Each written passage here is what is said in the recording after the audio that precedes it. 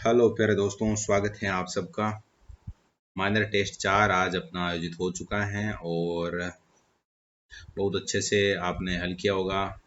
ऐसे विद्यार्थी जो ऑफलाइन टेस्ट देने आए थे उनको थोड़ी सी आज समस्या हुई थी, लेकिन जब ये पीडीएफ है तो आपने आराम से, जिन्होंने पीडीएफ से हल किया था, कर लिया होगा सही से। आंसर की बात करते हैं हम। यहाँ पर चूंकि अपना जो इस माइनर टेस्ट 4 में सिलेबस था हिंदी में, उसमें भाव विस्तार और वो चीज़ें थी सारी, इस कारण से 3 पैसेज इसमें रखे थे। तो पहला पैसेज पढ़ा होगा बहुत अच्छे से आपने, और हम प्रश्न देख लेते हैं क्योंकि बहुत मुश्किल कोई ऐसा है नहीं इसमें चीज़। पलक झपकते, चुटकी बजाते, लहमें भर में आदि के पर्याय आदि हैं जो किस चीज़ के पर्याय हैं। तो यहाँ तो सीधा सीधा ऑप्शन था, पहला ऑप्शन है वो सही है, पल के। फिर दूसरा था पावस का अर्थ। तो पावस यानी कि वर्षा होता है, और पा ये अगर आ जाए, पा ये से, तो फिर है जो उसका अर्थ है जो खीर हो जाएगा। फिर नेक्स्ट था अच्छा दिन सुदिन बन जाता है। तो यहाँ दिन की विशेषता बता रहा है ये, तो एक तरीके से जब विशेषता बता रहा है तो ये हो जाएगा विशेषण। और यहाँ पर अपने पास ऑप्शन इधर लिखा हुआ है ना, यानी कि सी ऑप्शन है वो सही हो जाएगा। C option correct answer. चौथा क्वेश्चन था अपना, किस क्रम में उपसर्ग से बना हुआ शब्द है। यानी ये जितने शब्द हैं उनमें से एक शब्द है वो उपसर्ग से बना हुआ है, ये चेक करना था हमें। लेकिन यहाँ पर देखो, सुदिन बना हुआ है, विपल बना हुआ है, चौमासा बना हुआ है, यानी कि जो लास्ट वाला ऑप्शन है वो इसमें सही हो जाएगा, सभी सही। फिर पांचवा क्वेश्चन था अपना, अच्छा मुहूर्त हो तो शायद का दिन, और यदि यात्रा ठीक न हो या कार्य सफल न हो तो दिन को शायद हो जाता है। वाक्य का प्रकार चाहिए था, तो फिर ये आ गया है बीच में, यानी कि कौन सा वाक्य हो जाएगा, संयुक्त। 6 से 10 के लिए भी पैसेज था, और इसमें छठा प्रश्न था अपना, उपयुक्त काव्यांश के प्रथम चरण का भाव क्या है। तो क्षमा शक्तिशाली कोई शोभा देती है, क्षमा सौंपती उस भुजंग को जिसके पास गरल हो। यानी ये जो पहला ही ऑप्शन है वो इसमें सही हो जाएगा। नेक्स्ट है, विनय की दीप्ति किसमें निवास करती है।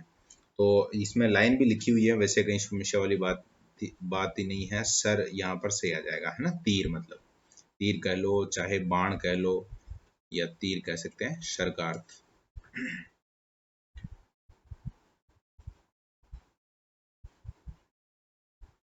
ये रहा, सच पूछो तो सर में ही बसती है दीप्ति विनय की। फिर नेक्स्ट है, मतलब कि इसका मतलब आपको समझना चाहिए कि अगर आप शक्तिशाली हैं तो संभावनाएं सारी जो अनुकूल रहेगी। काव्यांश के तीसरे चौथे चरण का केंद्रीय भाव क्या है, ये हमसे पूछा गया है। तो अनुनय विनय से दुष्टों को समझाया नहीं जा सकता है। मतलब जो दुष्ट व्यक्ति हैं, भाई सज्जन व्यक्ति हैं कोई, तो उसको आप कोई अगर सही बात है तो उसके लिए समझा सकते हैं, लेकिन जो दुष्ट व्यक्ति हैं उनको समझाने के लिए फिर आपको अनुनय विनय का प्रयोग नहीं करना चाहिए। वो है जो सीधे सीधे सीधे नहीं समझते हैं जल्दी। नेक्स्ट है, सर किसका पर्यायवाची है। तो अभी हम बात कर चुके हैं ये तो। सी वाला ऑप्शन, बाण वाला ऑप्शन है जो सही है। और उसमें प्रत्यय कौन सा होगा, पुरुष प्लस ए, यानी कि ए वाला ऑप्शन सही हो जाएगा इसमें। फिर नेक्स्ट है, किस पद्यांश को पढ़कर दिए गए 11 से 15 के, किस पद्यांश को बोल रहा हूँ मैं, निम्न पद्यांश को पढ़कर 11 से 15, यानी वापस से एक तरीके से आपके सामने है जो पद्यांश ही है, और पद्यांश युद्ध से रिलेटेड है। तो 11वां प्रश्न हमसे पूछ रहा है कि पद्यांश की भाषा कैसी है। तो पद्यांश में युद्ध की बात की जा रही है, यानी कि ओज गुण युक्त भाषा है। 3 गुण होते हैं, ओज प्रसाद माधुर्य। तो जो वीरता साहस युद्ध लड़ाइयाँ उनसे रिलेटेड अगर बात है तो ओज गुण वहां पर आता है। फिर अगला प्रश्न है, शांति कहाँ है। शांति कहाँ है पंक्ति में कवि का भाव क्या है। तो विस्मय का भाव है, एक तरीके से होनी चाहिए शांति, लेकिन संसार में शांति नहीं है। थोड़ा सा इसको जूम किया जा सकता था। कवि विश्व के युद्धों की ही एक कहानी मानता है। क्यों मानता है, क्योंकि इसमें युद्ध हैं वो सतत रूप से चल रहे हैं पूरी दुनिया में। आज भी हम पढ़ रहे हैं, अगर सालों पहले से पहला युद्ध हुआ, दूसरा युद्ध हुआ, हिस्ट्री में जब भी पढ़ते हैं तो ये युद्ध वो युद्ध, यानी कि एक तरीके से पूरा जो संसार है उसमें सतत रूप से लड़ाइयाँ चलती रह रही है। नेक्स्ट है, पद्यांश में सामासिक युक्त चरण, मतलब समास युक्त चरण है जो कौन सा है। तो वो हमें वहां चेक करना पड़ेगा। जैसे अपना पास, जूम इन करते हैं इसको, अब इनमें सामासिक शब्द हमें देखने हैं। तो शुरुआत हो गई है अपनी, पहला, दूसरा, फिर तीसरा, चौथा, पांचवा, छठा और सातवां। देखो यहाँ पर ये शब्द हैं वो ऐसे लग रहे हैं कि सामासिक शब्द हैं, और ये भी सामासिक शब्द है, यानी सातवां और 10वां। ऐसा अगर ऑप्शन मिलता है तो वो इसमें सही हो जाएगा। सातवां और 10वां ऑप्शन है जो सी वाला है।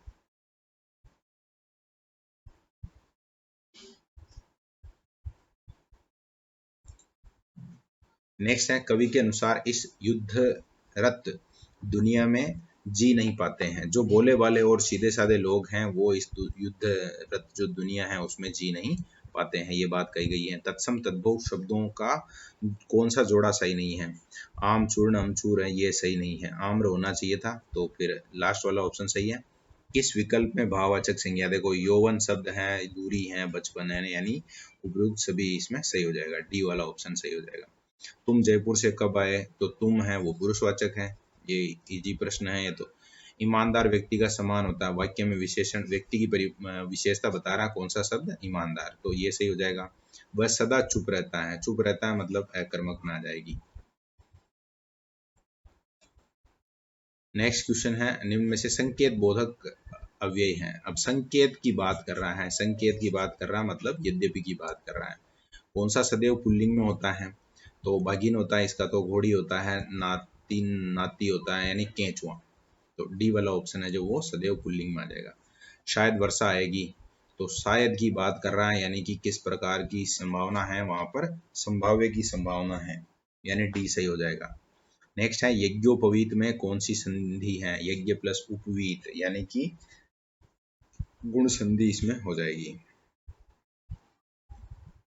अहोरात्र, ये भी प्रश्न बहुत ऐसे कह सकते हैं कि चुकाने वाला था, लेकिन सही किया होगा आपने। अहन आता है, अहो से अहन बनेगा और रात्र नहीं रहेगा, रात्रि शब्द बनेगा। कुछ विद्यार्थियों ने ऐसे सीधा देख के और अगर कर दिया है तो उनके गलत हो जाएगा। इनमें से कौन सा संधि विच्छेद गलत नहीं है? एक मात्र है वो सही है। देखो यहाँ मनस चिकित्सक होना चाहिए था, यहाँ जैसे हम मन कामना लिखते हैं ऐसे ही होना चाहिए, दो की मात्रा हो जाए। प्रातः काल है वो सही लिखा हुआ है। अंत ये तो लिखा हुआ ही गलत है, पहले ही शब्द। आगे है उन्नता उन्नत, उन्नत और अवनत। इसका मतलब हो गया है कि आप इसमें द्वंद्व ऑप्शन देखते हैं। नेक्स्ट, हाँ, द्वंद्व समास, डी वाला ऑप्शन है जो सही हो जाएगा 27वें क्वेश्चन में। फिर 28वां क्वेश्चन है अपना, पराश्रित में कौन सा समास है? पर आश्रित है। तो यहाँ जितने हैं उनमें हम देखेंगे, अगर ढंग से देखेंगे तो हमें पता चलेगा अधिकरण में पर, तो फिर ऑप्शन नंबर कौन सा हो जाएगा? बी वाला सही हो जाएगा। नेक्स्ट है, लोकसभा में कौन सा है? तो लोकसभा में देखो तत्पुरुष होता है, आदित्य, अदिति प्लस ये, यानी कि पहला ही ऑप्शन इसमें सही है। और अब कहानी शुरू होती है थोड़ी अलग लेवल की, और अपना नरेशन वाला टॉपिक था इसमें।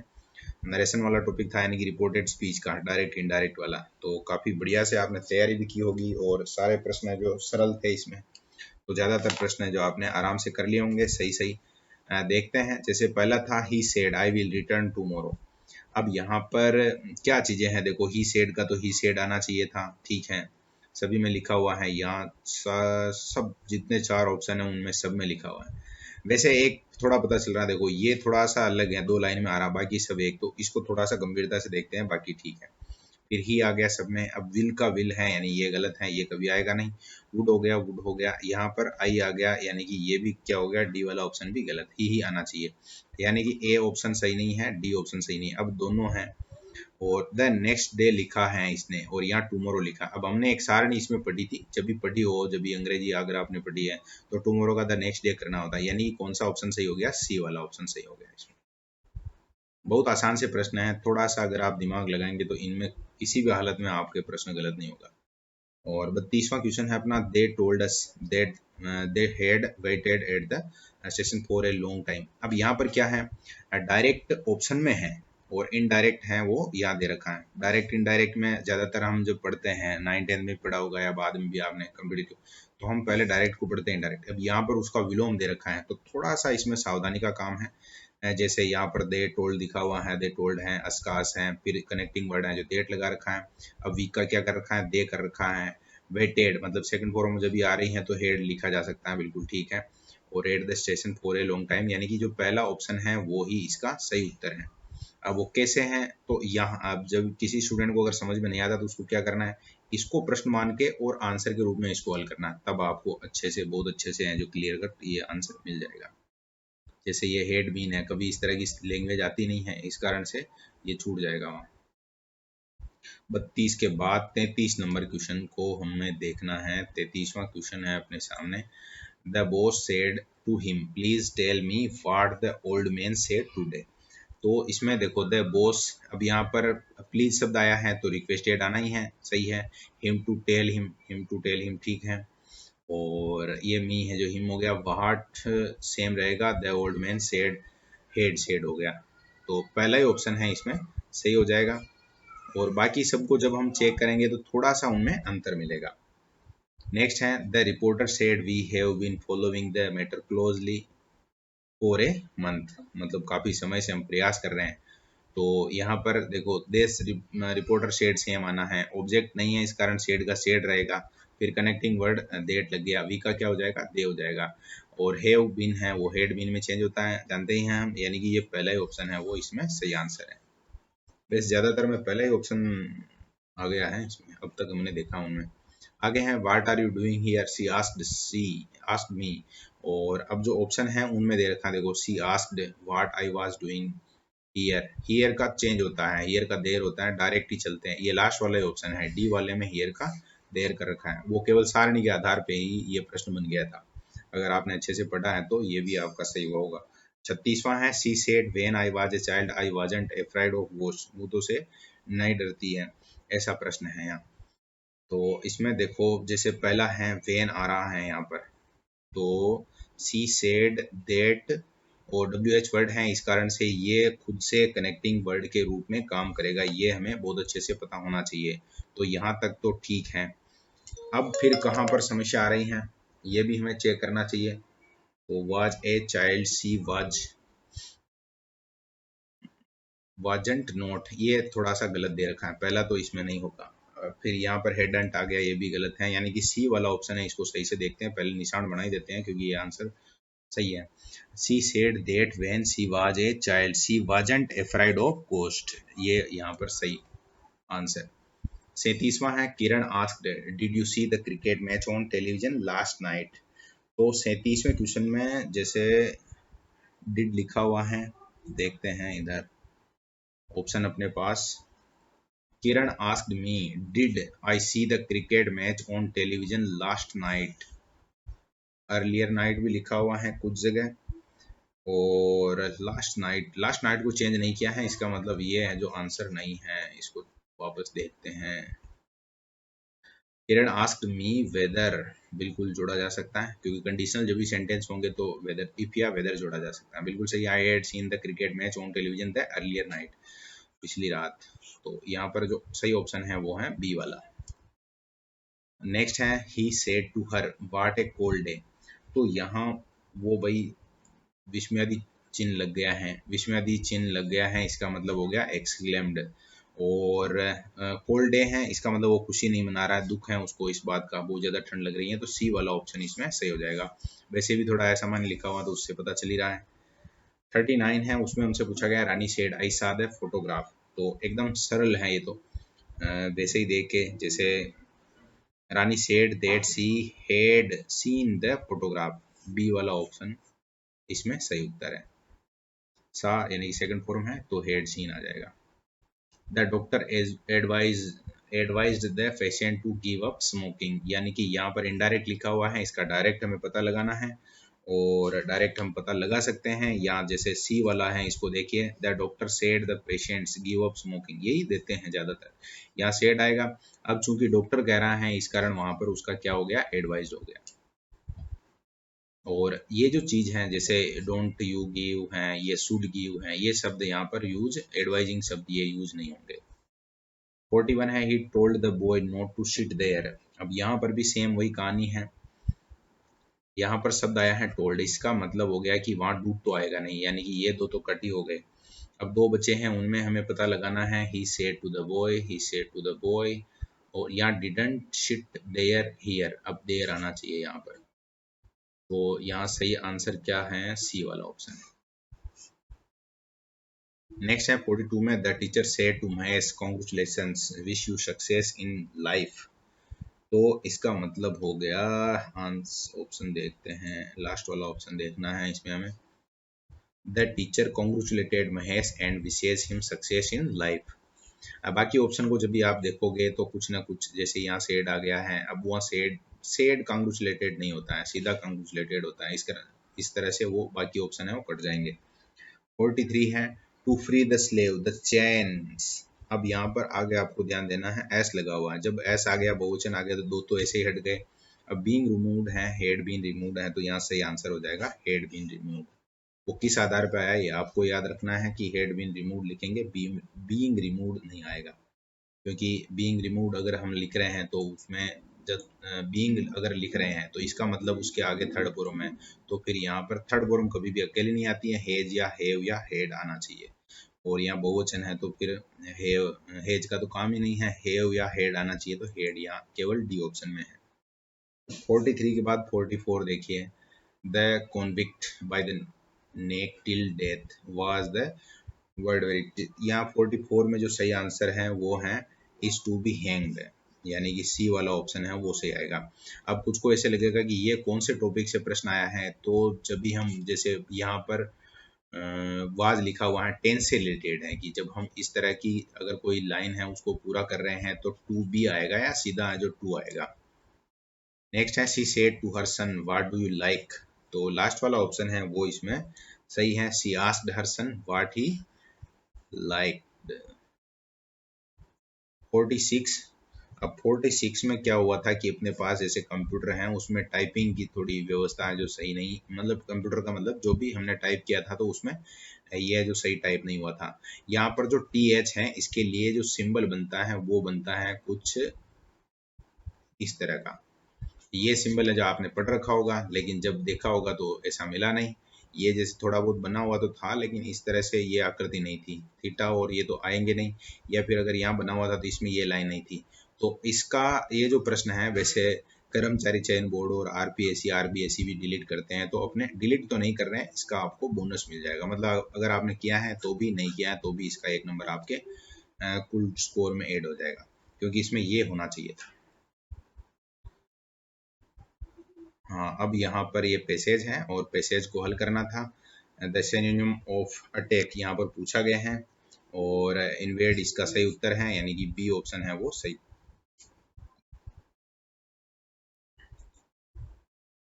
नेक्स्ट क्वेश्चन है, मेड का क्या होगा, इनसेन होगा, सिनोनिम ही चाहिए।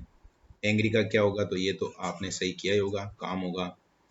और ओल्ड एंड वीक के लिए आप क्या लिखेंगे इसमें, तो इनफर्म लिखेंगे, यानी ए वाला ऑप्शन है जो सही हो जाएगा।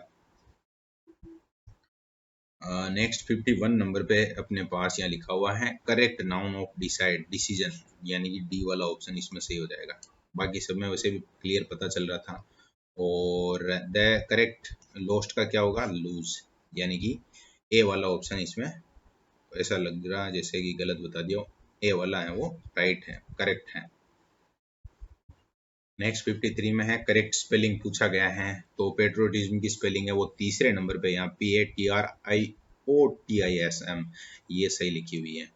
ये तो वैसे सीधा ही कट गया था क्योंकि यू आ रहा है और इसमें ओ नहीं आ रहा था, इसमें पोट्री लिख दिया था पेट्री की जगह। करेक्ट इलोक्वेंट, ये क्या जैसे 54 से तो 2-4 है वो अपने फोनेटिक साउंड से रिलेटेड क्वेश्चन है, तो इनमें थोड़ा बहुत कंफ्यूजन हो सकता है। एक बार अच्छे से जब ये क्लास में डिस्कस हो जाएगा टॉपिक, उसके बाद है जो आपके कोई कंफ्यूजन नहीं रहेगा। फिलहाल इसमें ये जो सेकंड नंबर वाला ऑप्शन है इसमें सही है। आप जो थोड़ा इंतजार करेंगे तो ये ज़रूर आप, क्योंकि टॉपिक जब आप पढ़ोगे तो क्लियर हो जाएगा। 55 में डी सही आना चाहिए था, जो 55 नंबर आंसर था आपका गराज, तो गराज इस तरह से उसका वो जो ट्रांसक्रिप्शन है वो इस तरह का आएगा। 56 में आपको यहाँ पर एग्जामिनेशन की ट्रांसक्रिप्शन मांगी है, तो ये बनेगी फर्स्ट नंबर वाली, एग्जामिनेशन। नेक्स्ट है, choose the correct phonetic symbol, तो यहाँ पर बॉय का सिंबल है वो पहले ही नंबर वाला है जो सही है। नेक्स्ट है इंग्लिश का, तो इंग्लिश में पहले ही नंबर पे दे रखा है 58 में, इंग्लिश ये बनेगा। After a long career with the company she, तो सी आ गया तो यहाँ पर ये तो आएगा नहीं, ये तो आएगा नहीं, दो ही बचे हैं, हेज राइज या हेज राइजन, तो हेज जब होता है तो थर्ड फॉर्म आती है, यानी कि डी ऑप्शन सही हो जाएगा।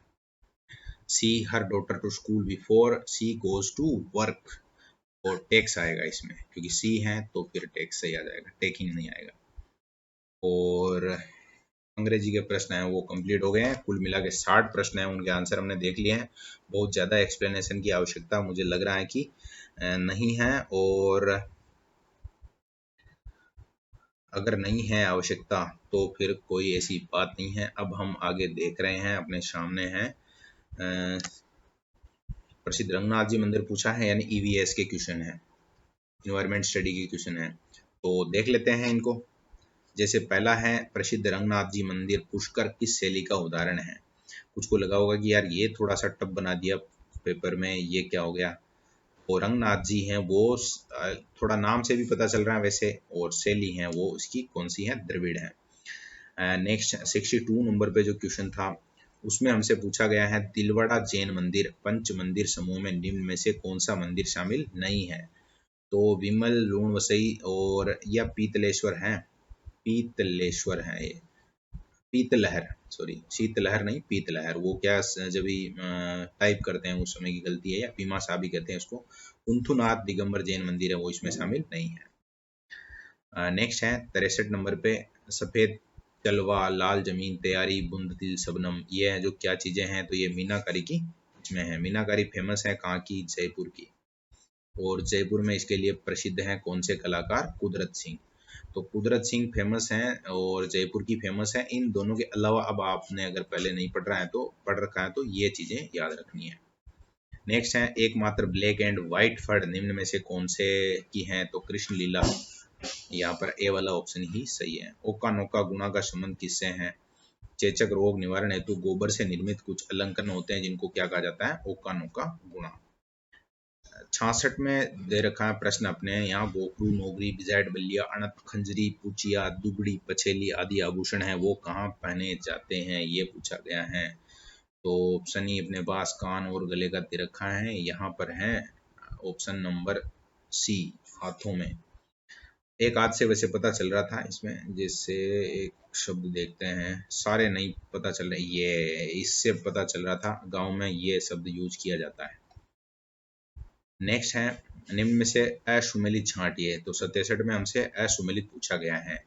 बादली, आंख, मोरवर, कान, दमना, दमना गला नहीं होता है, हीरा नामी है वो पैर में पहने जाता है। अब आपको पता रहेगा ये, मतलब दमना वैसे मूल शब्द है वो, ज्यादातर ने ऐसे मतलब याद किया होगा तो दामड़ी शब्द पढ़ा होगा, दामड़ी शब्द है जो वो साड़ी के लिए यूज होता है। नेक्स्ट है, चरसों, दुकूल, निकोल, खुनसुक, चीर पटोरी आदि, तो ये तो बहुत अच्छे से पढ़ रखा होगा क्योंकि ये साड़ियों के प्रकार हैं, मतलब डी ऑप्शन सही है। मैं जैसे सिंबल बना रहा हूँ वो सिंबल है जो मुझे बनाना ही चाहिए। असुमेलित छांटिए, असुमेलित छांटना था। अब ये जो 69 प्रश्न है थोड़ा स्टार जैसा प्रश्न है, एकदम से जबरदस्त प्रश्न इसको कह सकते हैं अपन, क्योंकि इसमें जो सही आंसर है वो पहला ही है, ये असुमेलित है। मान शाही पगड़ी आमेर की नहीं है, तो राठौड़ शाही बिदनौर भीलवाड़ा की है। हाँ, हमीर शाही कहाँ की, पनहेड़ा की है। जसवंत शाही है जो जसवंत सिंह भले ही ये अपने मारवाड़ के राजा रहे हो, लेकिन जसवंत शाही पगड़ी है वो देवगढ़ राजसमंद की फेमस है। मूक अभिनय के लिए फेमस, बिसाऊ झुंझुनू की मूक रामलीला फेमस है। जम्मू कश्मीर राज्य में महिला पुरुषों द्वारा पहने जाने वाला ढीला ढाला चोगे जैसा वस्त्र क्या कहलाता है, तो ये हमने बहुत अच्छे से दो, मतलब लगभग मुझे ऐसे लग रहा है चारों टेस्ट में आ गया ये प्रश्न। तो पुष्पा व्यास, तारा शर्मा, श्रेष्ठा सोनी, लांछी प्रजापति, प्रदीप पुष्कर, दयाराम भील आदि का संबंध है जो कौन से नृत्य से है, ये प्रश्न यहाँ पर पूछा गया है हमसे। तो ऑप्शन देखते हैं इसमें हम, भवाई तो किधर गया, भवाई डी वाला ऑप्शन। चरवा नृत्य किस जनजाति से रिलेटेड है, तो माली जनजाति नहीं कहेंगे, जाति, माली जाति का नृत्य है चरवा। चरी है वो अलग है, चरवा है ये। किरण काबरा कौन से लोक देवता का था, मेहाजी मांगलिया का, ये भी याद होगा सबको। मंडावरिया के युद्ध में मेर क्षेत्र के मीणाओं से युद्ध लड़कर किस लोक देवता ने गायों की रक्षा की, जिन्हें धोलिया वीर के नाम से भी जाना जाता है। तो धोलिया उनकी गोत्र थी इस कारण, तेजाजी। लाल नाथ चोखन नाथ सवाई दास का संबंध है वो किससे था? तो ये जसनाती संप्रदाय से रिलेटेड है, कतरिया सर बीकानेर, याद रखना है आपको। और कहाँ पड़ता है? तो बीकानेर। ये भी आपको याद रखना है। कौन सा डांस इनका फेमस है? तो अग्नि नृत्य इनका फेमस है, ये भी थोड़ा याद रखना है। और ये लाल नाथ चोखन नाथ है, ये इसके उस्ताद ही हैं, कुल मिला के सिद्ध बोपे हैं। नेक्स्ट है राजस्थान के संत जो अपने साथ सेना रखते थे, लश्कर संत इनको कहा जाता था। संत बालानंदाचार्य, सी वाला सही है। प्रताप सिंह की मदद भी की थी मराठों के खिलाफ। राजस्थान की किस महिला संत की तुलना सूफी संत राबिया से की गई है? तो मीराबाई हैं, उनकी तुलना जो किससे होती है? सूफी संत राबिया से। नेक्स्ट है बड़ी तीज के अवसर पर महिलाओं द्वारा सूर्योदय से पूर्व किया गया भोजन है वो क्या कहलाता है?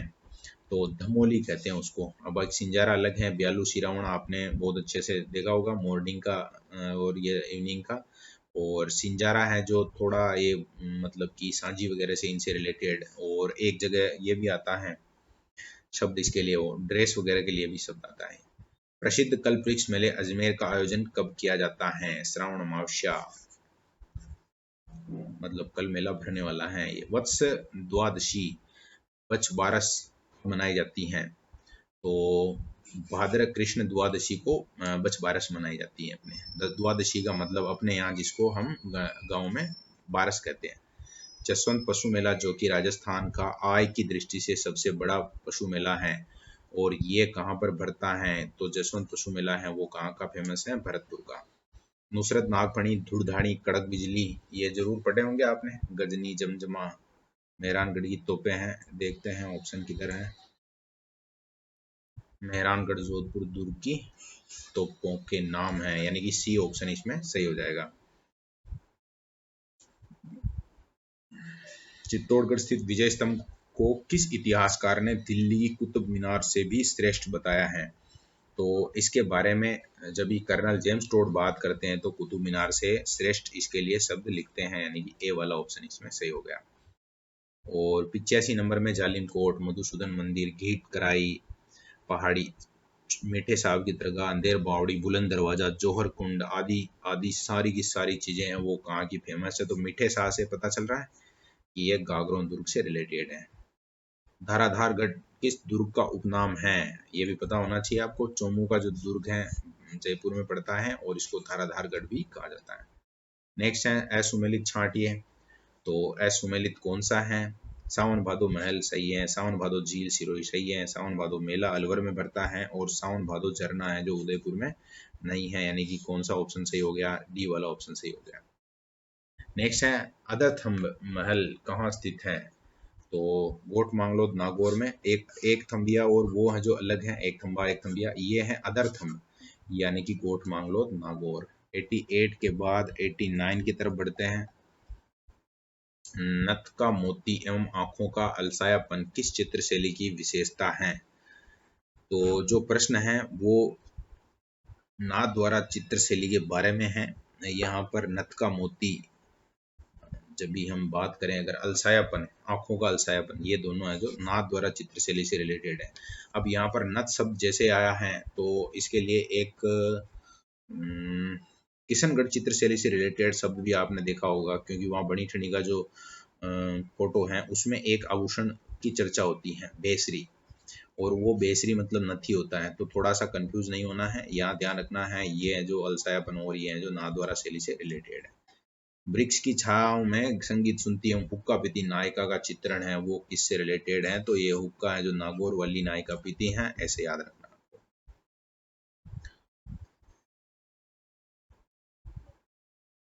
आगे बात कर रहे हैं हम यहाँ से 91 से लेकर 120 तक अपने साइकोलॉजी के प्रश्न आएंगे।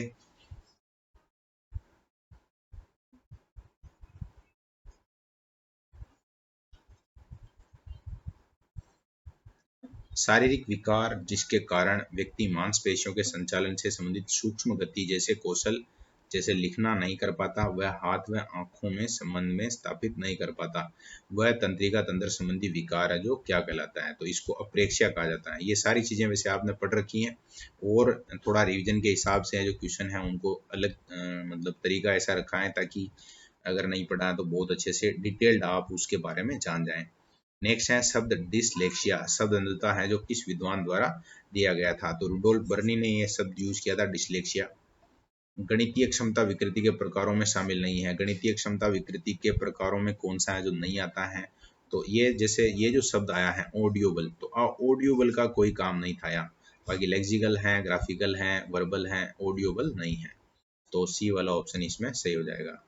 नेक्स्ट 94 में है मानसिक रोग के जिसके लक्षण जन्म से 3 साल से नजर आते हैं। सीमित दोहराव युक्त व्यवहार, एक ही शब्द बार बार बोलना, सामाजिक व्यवहार में संपर्क कमजोर होना, स्नायु तंत्र विकार हैं। तो 94 के ऑप्शन चेक करते हैं, आगे मिलेंगे ऑप्शन अपने को। और इसमें 94 में जैसे आत्मविमोह है या स्वप्रायणता, इसको ऑटिज्म भी कहते हैं, यही है सारे के सारे जो आत्मविमोह में क्या क्या चीजें आती हैं देखो। एक तो सीमित और दोहराव युक्त व्यवहार है, एक ही शब्द बार बार बोलता है, और संपर्क है उसका कमजोर होता है, यानी आत्मविमोह की समस्या उसको होती है। नेक्स्ट है स्मरण शक्ति कमजोर, हस्त कौशल निपुणता अभाव, पेंसिल नहीं पकड़ पाना, बटन बंद नहीं कर पाना, वर्णमाला अधिगम में कठिनाई, अक्षरों की ध्वनि नहीं सीखना, स्वर वर्णों का लोप होना, शब्दों को उल्टा पढ़ना आदि विकृतियां हैं, वो किस विकार में पाई जाती हैं, यहाँ पर ये पूछा गया था।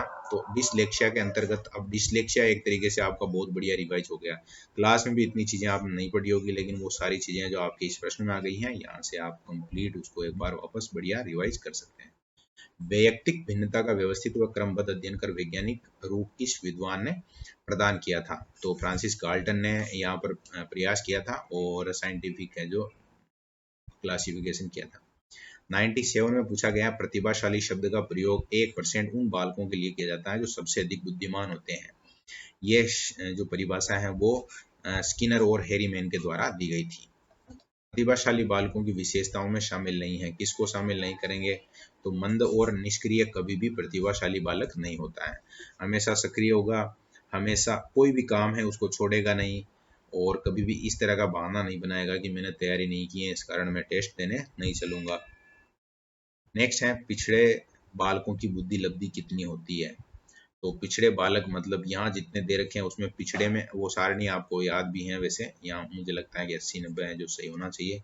समस्यात्मक बालक शब्द का प्रयोग उन बालकों के लिए किया जाता है जिनका व्यवहार में व्यक्तित्व किसी बात में गंभीर रूप से असामान्य होता है। निम्न परिभाषा है वो किसके द्वारा दी गई थी, तो वैलेंटाइन ने ये बात कही थी कि किसी बात में गंभीर रूप से असामान्य होगा वो। नेक्स्ट है बाल अपराध विज्ञान के जनक किनको माना जाता है, तो सीजर लाम्ब्रोसो। फिर नेक्स्ट क्वेश्चन है अपना, ऑटिज्म शब्द का सबसे पहले यूज है किसने किया था, लियो केनर द्वारा ये शब्द यूज किया गया था, और अभी हम पढ़ के भी आए हैं ऑटिज्म आत्मविमोह वाला शब्द है।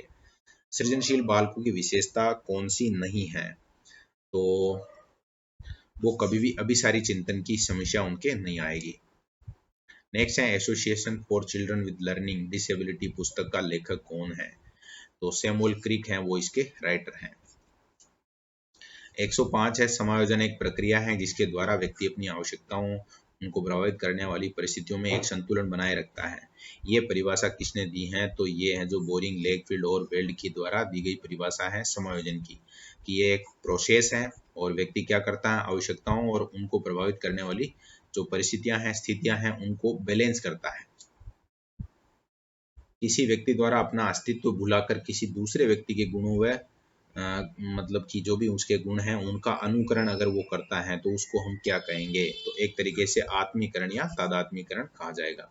प्रतिगमन उल्टा चलना होता है। दमन का मतलब फोर्सफुली किसी बात को और किसी और के, अपने गांव में से कहते हैं ना मात्य आना, वो प्रक्षेपण होता है। तो ये चीजें जो रूल ऑफ रिजेक्शन से भी आप सही कर सकते थे, मतलब सही हुआ होगा जरूरी। 107 में पूछा गया है एक सकारात्मक तथा एक नकारात्मक स्थिति में उत्पन्न होने वाले द्वंद्व, जैसे मैनाल जाना लेकिन पैसे खर्च नहीं करने हैं, तो यहाँ पर क्या आएगा, उपागम परिहार द्वंद्व, मतलब आप चाहते भी हैं लेकिन थोड़ी समस्या आ रही है। नेक्स्ट है लड़ाई झगड़ा करने वाला बालक मुक्केबाज पहलवान बन जाता है। तो ये बात है जो किसमें आएगी, समायोजन की कौन सी युक्ति में आएगी, देखते हैं इसको। उदात्तीकरण, यानी कि सबसे बढ़िया डिसीजन उसका यही रहेगा कि लड़ाई झगड़ा वहां पर होता ही रहेगा और वो एक काम भी हो जाएगा उसके। आगे है 109 में हमसे पूछा गया है समायोजन युक्ति जिसमें कम ऊंचाई वाली लड़की ऊंची हील के सैंडल पहनकर संतुष्टि प्राप्त कर लेती है, उसको क्या कहेंगे, क्षतिपूर्ति। और भी हैं बहुत सारे, जैसे थोड़ा श्रृंगार वगैरह कर लेना, आभूषण बहुत ज्यादा पहन लेना, या फिर और भी हो सकता है कुछ ऐसे, या जैसे कोई विकलांग बच्चा है क्लास में फर्स्ट रैंक ले आता है तो वो क्षतिपूर्ति के अंतर्गत आ जाएगा। 110 नंबर में प्रश्न है अपना समायोजन की विशेषता नहीं है। समायोजन की विशेषता कौन सी नहीं है ये हमसे पूछा गया है। तो समायोजन की विशेषता में देखो निरंतर चलने वाली तो है, समायोजन एक उपलब्धि प्रक्रिया है, समायोजन अंतिम लक्ष्य प्रत्यक्षीकरण है, द्विआयामी नहीं रखना है, वो हमेशा जो सिंगल साइड रहेगा। नेक्स्ट है जब व्यक्ति कोई गलत कार्य करने पर वह उसका पश्चाताप करता है जिससे वह लगने लग जाता है कि मैं वही हूँ जहाँ पर गलत काम करने से पहले था, तो उसको हम क्या कहेंगे, अकृतन कहेंगे, अकृत्रिम स्थिति उसको कहेंगे। आगे है मानसिक स्वास्थ्य के प्रतिपादक जिनकी प्रसिद्ध पुस्तक माइंड दैट फाउंड इटसेल्फ, और इसके लेखक हैं C.W. वियर्स। मानसिक स्वास्थ्य का अर्थ मानसिक स्वास्थ्य के नियमों की खोज करना और संरक्षण करना है। इन्वर्टेड कोमा होना चाहिए था, नहीं था, कोई बात नहीं, समझ में आ रहा है। ये परिभाषा किसके द्वारा दी गई है ये हमसे पूछा गया है, और परिभाषा ये जेम्स ड्रेवर की है। सही हो जाएगा सी वाला ऑप्शन। नेक्स्ट है निम्नलिखित में से कौन सा मेल सही नहीं है।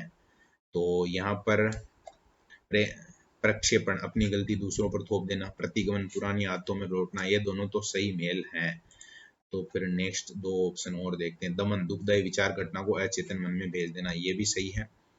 और नेक्स्ट है समन, बिना जानकारी के उद्देश्यपूर्ण ढंग से विचारों को दबाना, ये नहीं होगा, यानी कि यहाँ पर जो डी वाला ऑप्शन है वो सही उत्तर है। नेक्स्ट है मानवतावादी अनुभवजन्य अधिगम सिद्धांत दिया गया है, इसके द्वारा कार्ल रोजर्स का सिद्धांत है, तो मानवतावादी। नेक्स्ट है योजनावाद बंद का सिद्धांत, परिश्रम धैर्य का सिद्धांत किसके द्वारा दिया गया था, थॉर्नडाइक का सिद्धांत है। 117वां क्वेश्चन है अपना कौन गेस्टाल्टवादी नहीं है, ये हमसे पूछा गया है 117 में।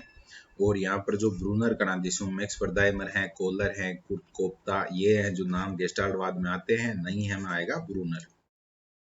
118 में पूछा गया है प्रारंभिक संज्ञानवाद के संस्थापक कौन थे। तो नॉर्मैन प्रारंभिक संज्ञानवाद के अंतर्गत नाम आता है, यानी सी ऑप्शन सही है। अव्यक्त अधिगम सिद्धांत, उद्दीपक उद्दीपक सिद्धांत, उद्देश्यपूर्ण अधिगम सिद्धांत अथवा संकेत संकेतन अधिगम सिद्धांत अथवा लुप्त अधिगम सिद्धांत किसके द्वारा दिया गया था, ये पूछा गया है। और एडवर्ड टोलमैन का यह सिद्धांत है, सी वाला ऑप्शन इसमें सही हो जाएगा। JPTMKO मचान ओब्लिक पार्ट, ढांचा निर्माण, वास्तविक विकास, संभाव्य विकास आदि शब्द किस प्रसिद्ध मनोवैज्ञानिक के सिद्धांतों से जुड़े हुए हैं। तो लेव वाइगोत्स्की के द्वारा ये शब्द दिए गए थे, मचान अथवा पार्ट जिसको कहा जाता है यहाँ। तो 120 तक अपने जो प्रश्न हैं वो कंप्लीट हो चुके हैं। 120 तक में तो कहीं कोई समस्या आपको नहीं आई होगी। अब हम बात कर रहे हैं मैथ्स के जो प्रश्न हैं उनकी, और ज़्यादातर मैथ्स के प्रश्नों में वैसे कोई समस्या आएगी नहीं। आप क्लासरूम में जब भी रहेंगे तो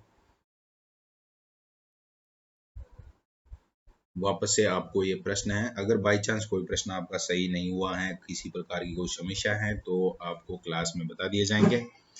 और मैं जो आपका यहाँ पर केवल आंसर की के हिसाब से ही बता देता हूँ, फास्ट आपको देखना है। जैसे यहाँ पर जो पहला प्रश्न था, पहला मतलब 121वां, अकुशल श्रमिकों के एक समूह का औसत वेतन 10,000, कुशल श्रमिकों का 15,000, फिर संयुक्त वेतन है जो 12,000 था, तो कुशल श्रमिकों का परसेंटेज यहाँ ज्ञात करना था, वो आया था 40%। 122वां है प्राप्तांकों के सेट का औसत आपको ज्ञात करना था 122 में, और इसमें जो 476 है वो सही उत्तर है, यानी सी ऑप्शन है वो सही आ जाएगा। फिर 123 में है 60-90 के मध्य वाली अभाज्य संख्याओं का औसत आपको ज्ञात करना था। औसत वाली यूनिट है जो इसके अंतर्गत आ रही थी आपकी, और बहुत अच्छे से आपने देखा होगा 74.71 इसमें सही उत्तर होगा। 124 में 21A 21B का मान 1134 है, तो AB का औसत चाहिए था यहाँ पर, और AB का औसत है वो 27 आएगा। 125 में हमसे पूछा गया है प्रथम 5 धन पूर्ण संख्याओं के घनों का औसत। यहाँ थोड़ा ध्यान देना था, वैसे मतलब कि आप जो बहुत अच्छे से ये टॉपिक पढ़ चुके हैं तो कहीं कोई समस्या आई नहीं होगी।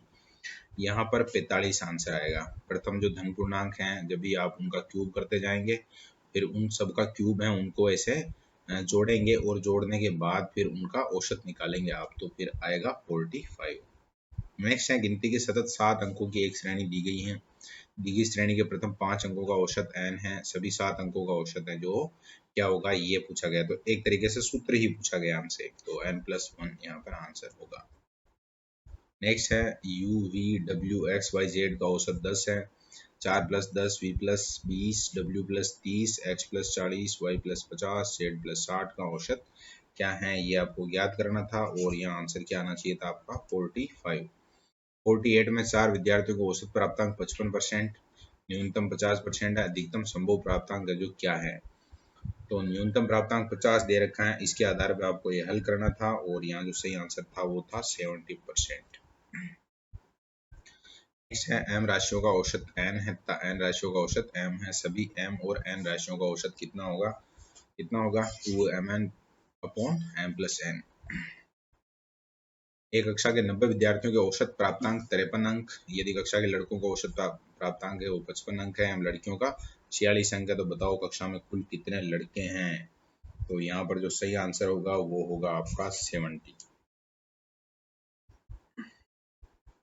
10 व्यक्तियों का औसत वजन 1.5 किलोग्राम से बढ़ जाता है। जब एक व्यक्ति उसका वजन 45 किलोग्राम के स्थान पर दूसरा व्यक्ति आ जाता है, तो बताओ शामिल होने वाले व्यक्ति का वजन कितना है।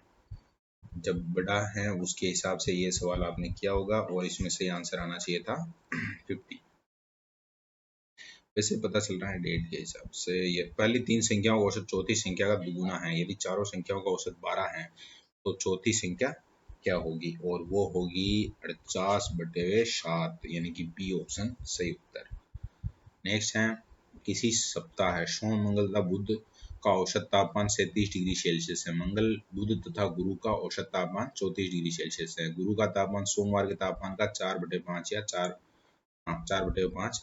तो गुरु का तापमान क्या होगा, गुरुवार का मतलब गुरु का तापमान है 36 डिग्री सेल्सियस। 134वां क्वेश्चन था 10 संख्याओं का औसत 6 है।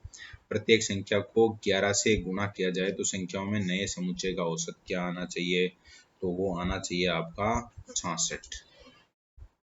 संख्याओं का औसत 22 प्राप्त होता है, परंतु बाद में पता चलता है कि 27 के स्थान पर 72 पढ़ लिया गया था। तो सही औसत क्या है, तो वो आप चेंज करके हल करना जानते हैं, इसमें तो कहीं कोई समस्या वाली बात नहीं थी। 20 सही 1/2। 200 बल्बों को 4 घंटे प्रतिदिन जलाया जाता है, और इसका खर्च 6 दिन का खर्च है वो 40 रुपए है। कितने बल्ब 3 घंटे डेली जलाए जाने चाहिए ताकि 15 दिन का खर्चा है वो 48 रुपए ही हो। तो 136 में है जो 128 सही उत्तर है। 75 मीटर की एक समान छड़ का वजन 171 किलोग्राम है, और 12 मीटर छड़ का वजन आपको ज्ञात करना था। तो यहाँ पर सही उत्तर होगा आपका 45.6 kg। 138वें में हमसे पूछा गया है x पुरुष प्रतिदिन x घंटे x दिन काम करते हैं, तो फिर y³/x², इसमें आंसर आ जाएगा।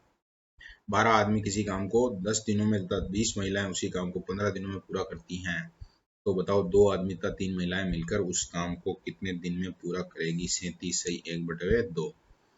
12 आदमी तथा 18 महिलाएं मिलकर किसी काम को 10 दिनों में पूरा करते हैं। 9 आदमी 18 महिलाएं मिलकर उसी काम को 12 दिन में पूरा करते हैं, तो बताओ 2 आदमी 3 महिलाएं मिलकर उस काम को कितने दिन में पूरा करेंगे, तो कितने दिन में पूरा करेंगे, 60 दिन में।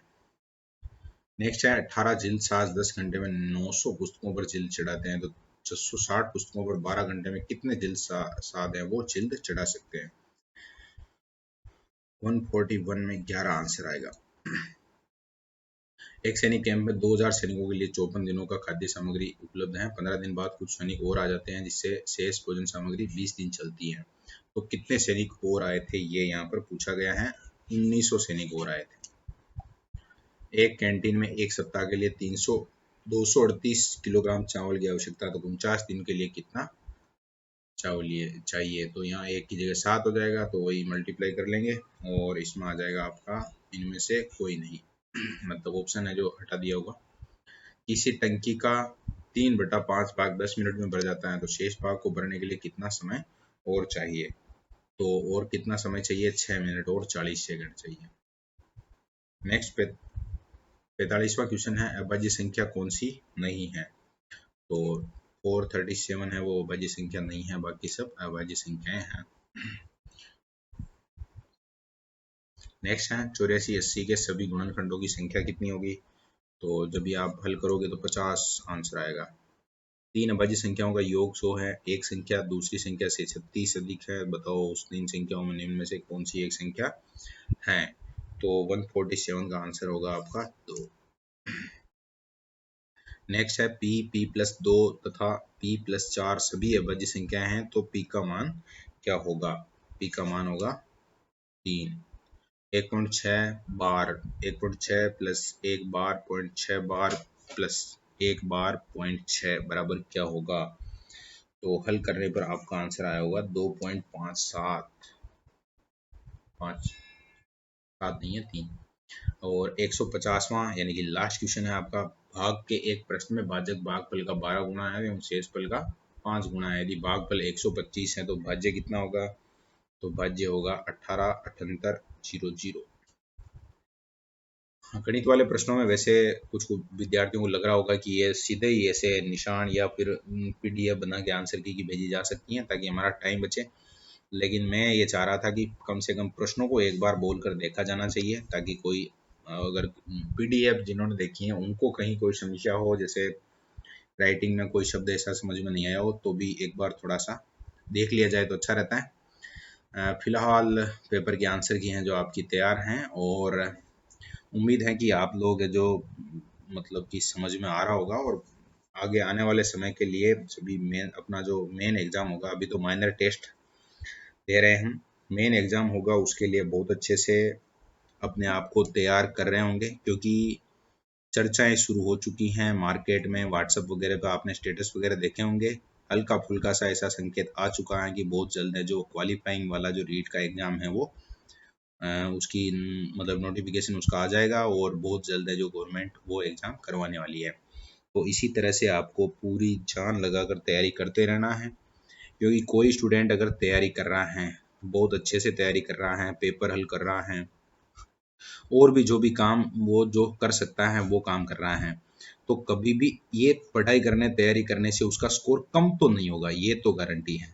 और जब कम नहीं होगा यानी इसका उल्टा होगा कि उसके नंबर ज़्यादा आएंगे। बाई चांस आने वाले समय में कोई ऐसी सरकार आ गई, या फिर सेम सरकार भी रिपीट होती है, लेकिन कोई इस तरह की मतलब परिस्थितियां बन गई और उन्होंने जो केवल क्वालिफाइंग एग्जाम के आधार पे ही, क्योंकि पहले ऐसा हो चुका है, तो उसके आधार पे अगर रिक्रूट कर दिया, तब भी आपको जितना हो सके मैक्सिमम स्कोर करना चाहिए।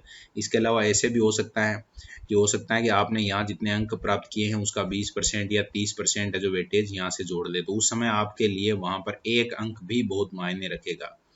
और बहुत सारा सिलेबस, बहुत सारा का मतलब 60 से 70% सिलेबस ऐसा है जो सेम ही है, कॉपी है उधर वापस से, क्योंकि सब्जेक्ट जैसे हिंदी इंग्लिश वाला आपका सेम जा रहा है, साइकोलॉजी है, इधर बहुत सारा इन्वायरमेंट में राजस्थान जीके वगैरह से रिलेटेड अगर कोई टॉपिक है तो वो आपका सेम कॉपी है।